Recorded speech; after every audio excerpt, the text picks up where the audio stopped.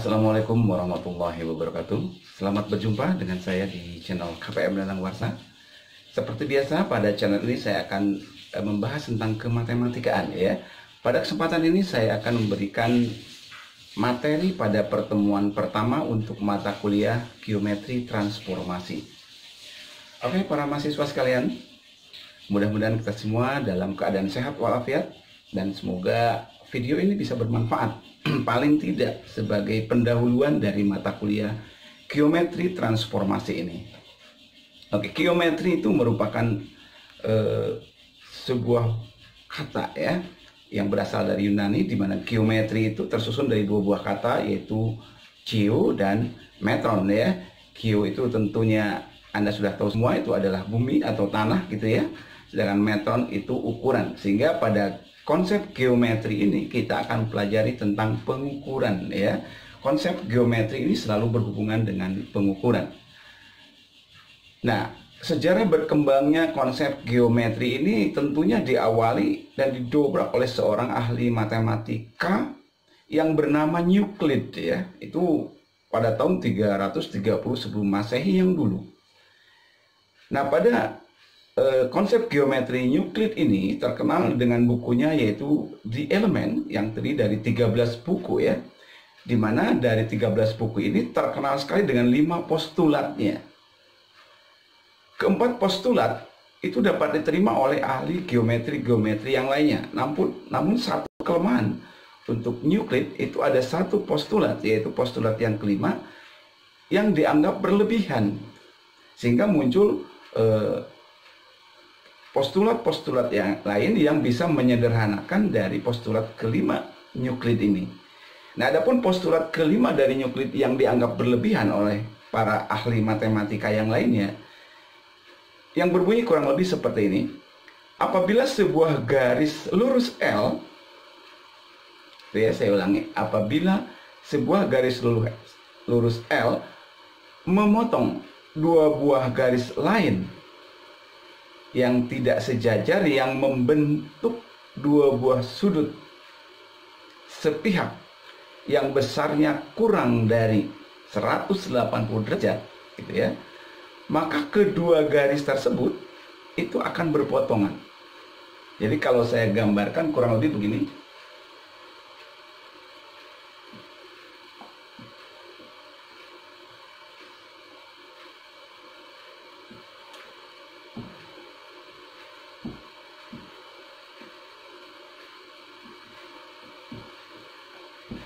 Ya, kita lihat. Apabila sebuah garis lurus, sebut saja garisnya K, memotong dua buah garis lain, yaitu L dan M, ya, yang membentuk dua buah sudut sepihak, yaitu alfa dan beta, yang jumlahnya kurang dari 180. Jadi alfa ditambah beta ini kurang dari 180 derajat. Maka kata Euclid, kedua garis tersebut, yaitu M dan L ini, akan berpotongan. Jadi kalau ini kita lanjutkan, akan berpotongan. Nah, ini kurang lebih ya, postulat kelima dari Euclid. Nah, oleh sebab itu disederhanakan dengan postulat-postulat yang lain, yang diantaranya begini. Apabila terdapat sebuah garis lurus L, nah, sebut saja ini garis L, dan sebuah titik di luar garis tersebut, ini sebut saja P, maka akan terdapat paling banyak, ya, saya ulangi, paling banyak satu garis yang melalui P yang sejajar dengan L. Nah, ini yang menyederhanakan postulat kelima dari Euclid ya. Saya ulangi, apabila terdapat sebuah garis lurus L dan sebuah titik P di luar garis L, maka akan terdapat paling banyak satu garis yang melalui titik P yang sejajar dengan L. Sebut saja garisnya M. Ini postulat yang menyederhanakan postulat dari Euclid yang kelima. Nah, itu sejarah munculnya geometri ya. Ini sekilas saja, silakan Anda baca bagaimana sejarah lengkap dari Euclid itu ya. Oke, kita lanjutkan. Nah, sekarang bagaimana konsep geometri ini akan kita gunakan pada mata kuliah geometri transformasi. Jadi dalam hal ini kita akan membahas tentang geometri transformasi. Ya, bagaimana bentuk-bentuk geometri ini diubah, dipindahkan, baik dia mengubah bentuk ataupun tidak. Nah, oleh sebab itu, sebelum lebih lanjut kita ke geometri transformasi, maka di tahap pertama ini kita awali dengan kita pelajari tentang fungsi, ya. Jadi fokusnya pertemuan hari ini adalah kita tahu tentang apa itu fungsi, jenis-jenisnya, dan tentunya macam-macam dari fungsi, ya. Oke, kita coba. Kita bahas tentang fungsi. Misalnya saya mempunyai dua buah himpunan, ya. Mempunyai dua buah himpunan, sebut saja himpunan A dan himpunan B. Ada dua buah himpunan, yaitu himpunan A dan himpunan B. Kemudian di dalam himpunan A kita memiliki beberapa buah anggota, ya. Saja anggotanya adalah ada A kecil, B kecil, dan C kecil anggotanya. Kemudian di himpunan B saya mempunyai anggota, sebut saja 1, 2, 3, 4, 5. Ada 5 anggota. Kemudian dari himpunan A ke himpunan B ini dipasangkan atau direlasikan, dihubungkan oleh sebuah hubungan, ya, atau relasi. Misalnya saya punya ini.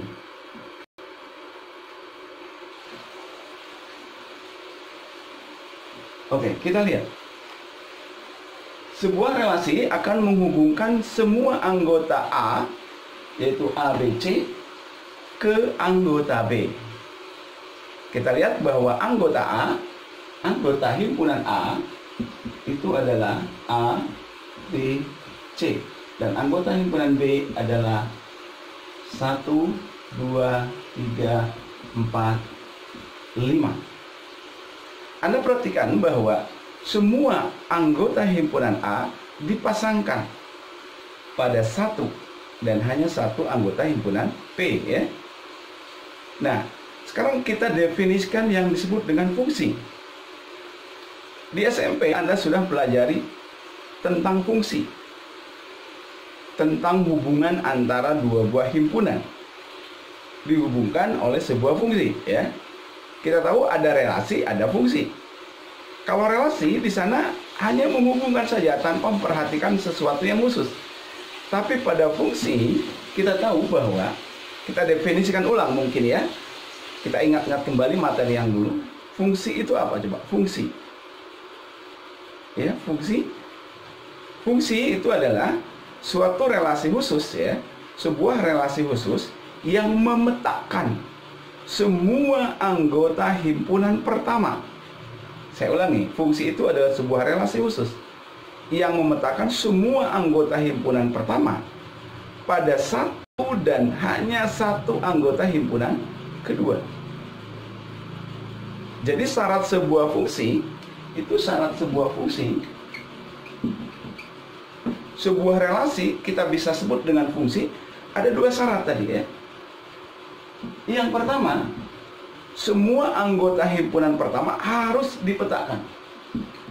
Semua anggota himpunan A, semua anggota himpunan A harus dipetakan.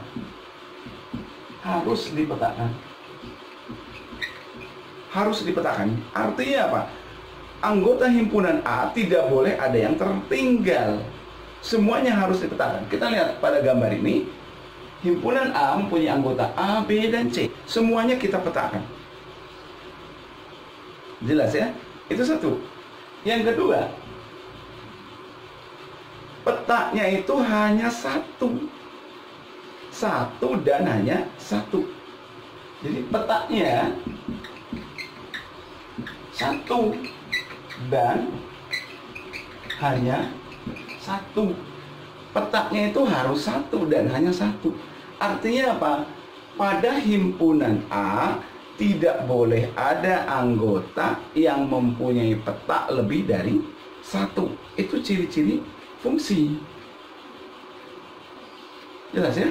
Ciri-ciri fungsi. Jadi kalau saya punya himpunan, dua buah himpunan yang lain misalnya dihubungkan dengan sebuah relasi, sebut saja ini A, B, C, yang ini 1, 2, 3, 4. Ya. Kemudian saya hubungkan A dengan 1, kemudian B dengan 2, B dengan 4, C dengan 3. Anda lihat sini. A dihubungkan ke angka 1, B ke angka 2, B ke angka 4. Nah, di sini ada satu anggota himpunan A, yaitu B, yang dipetakannya itu lebih dari 1. B dipetakan kedua, B dipetakan keempat. Berarti tidak memenuhi syarat untuk menjadi sebuah fungsi. Maka untuk gambar kedua ini bukan sebuah fungsi atau bukan pemetaan, karena ada satu syarat yang dilanggar, yaitu syarat kedua. Petanya harus 1 dan hanya 1. Sedangkan di sini B bercabang. Maka ini adalah bukan fungsi, ya. Ini bukan fungsi. Bukan fungsi. Jelas ya?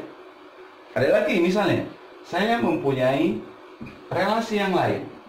Ini 1 atau A, ini B, ini C. 1, 2, 3, 4. A saya hubunggan ke 1, B saya hubungan ke 2. Nah, misalnya ini. Anda lihat di sini, pada himpunan A yang beranggotakan 3 anggota, A dihubungkan ke 1, B dihubungkan ke 2.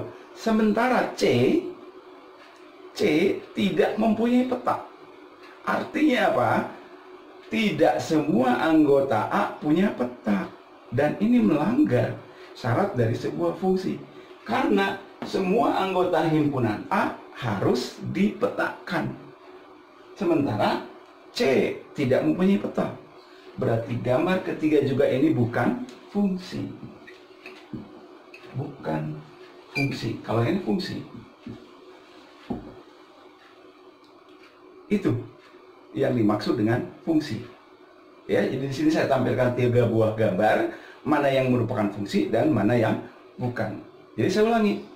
Fungsi itu adalah sebuah relasi yang khusus yang memetakan semua anggota himpunan pertama pada 1 dan hanya 1 anggota himpunan kedua. Sehingga syarat sebuah fungsi itu 2. Yang pertama, semua anggota himpunan A-nya harus dipetakan. Dan yang kedua, petanya itu harus 1 dan hanya 1. Oke, itu ya yang dimaksud dengan fungsi. Jelas? Oke, sekarang kita lihat notasi fungsi ya. Bagaimana notasi dari sebuah fungsi?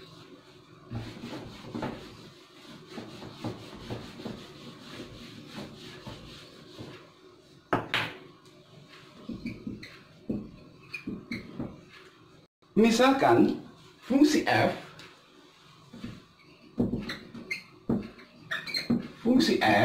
ini memetakan anggota himpunan A ke anggota himpunan P. Maka kita tulis F titik 2 A tanda panah B. Ini dibaca fungsi F memetakan anggota A pada anggota P. Nah, pada gambar ke-1 di sini, pada gambar ke-1 fungsi F ini memetakan A ke 1. Memetakan A ke 1. Ditulisnya seperti itu. Atau boleh kita tulis menjadi FA sama dengan 1. Ya, dan seterusnya F memetakan B ke 2. Atau kita tulis FB sama dengan 2. Dan yang ketiga, F memetakan C ke 2. Atau kita tulis FC sama dengan 2. Ini cara menulis sebuah fungsi ya, masih ingat. Ini materi yang dulu di SMP maupun di SMA. Dan nanti fokus pembicaraan kita itu pada transformasinya ya. Tapi kita harus mengenal dulu definisi fungsi, kemudian bagaimana gambar fungsi, notasi fungsi, dan jenis-jenis fungsinya. Nah, kita lihat himpunan A itu beranggotakan 3 anggota, yaitu A, B, dan C. Semua anggota yang ada pada himpunan A itu biasanya disebut dengan domain. Jelas ya? Semua anggota yang ada pada himpunan A itu kita sebut dengan domain. Domain. Jadi domain dari A itu adalah A, B, C. Jadi semuanya, semua anggota yang ada pada himpunan A sebut domain atau daerah asal. Berikutnya, semua anggota yang ada pada himpunan B, yaitu 1, 2, 3, 4, dan 5, semuanya ya, semua anggota yang ada pada himpunan B itu disebut kodomain. Kodomain. Jadi kodomain dari P itu adalah 1, 2, 3, 4, 5. Itu namanya kodomain. Jadi himpunan B itu disebut himpunan kodomain. Jadi ada domain, ada kodomain. Dan kita lihat di sini, pada himpunan B ada anggota yang merupakan peta dari anggota himpunan A. Ada anggota himpunan B, sekali lagi, yang dipakai atau yang merupakan peta dari himpunan A. Nah, anggota himpunan B yang merupakan peta dari anggota himpunan A itu disebut dengan ring atau daerah hasil. Saya ulangi ya. Jadi anggota himpunan A yang digunakan atau yang menjadi peta dari anggota himpunan A, jadi anggota himpunan B, saya ulangi, yang digunakan sebagai peta dari anggota himpunan A oleh fungsi F dinamakan ring. Maka ring dalam hal ini, pada gambar ini ringnya itu adalah anggota himpunan B yang menjadi peta, yaitu ini 1, 2. Ya, karena yang digunakan hanya 2 anggota, yaitu angka 1 dan angka 2. Maka ringnya adalah 1 dan 2. 1 dan 2. Itu ring. Jadi dalam fungsi itu ada yang disebut dengan domain, kodomain, dan ring. Oke. Bagaimana? Nah, ini sejarah singkat tentang geometri tadi ya, yaitu postulat dari Euclid. Ya, ini Euclid. Ini adalah tokoh geometri yang terkenal dengan bukunya The Element dengan 13 buku dan 5 postulat. Di mana postulat yang kelima ini menjadi perdebatan di antara beberapa ahli geometri sehingga muncul postulat yang menyederhanakan postulat kelima karena dianggap berlebihan yang sudah kita bahas di awal. Dan tentunya sebelum kita masuk ke geometri transformasi atau jenis-jenis transformasi yang akan kita pelajari pada pertemuan berikutnya, kita harus paham dulu apa yang maksud dengan fungsi. Dan ini adalah penjelasan tentang fungsi. Nah, sebagai tugas Anda di rumah, silakan Anda cari sifat-sifat fungsi, ya, sifat-sifat dari fungsi, dan yang kedua jenis-jenis fungsi, jenis-jenis fungsi. Ya, itu sebagai tugas pertama untuk Anda. Jadi di pertemuan kali ini hanya sebagai perkenalan dulu tentang mata kuliah dan mengulas tentang sejarah geometri serta definisi dari sebuah fungsi. Untuk mengembangkan, silakan Anda lanjutkan di rumah. Sebagai tugas pertama, jangan lupa silakan Anda cari apa sifat-sifat fungsi dan jenis-jenis fungsi. Itu saja sebagai pembukaan di awal pertemuan perkuliahan di semester genap ini. Semoga bermanfaat. Wassalamualaikum warahmatullahi wabarakatuh.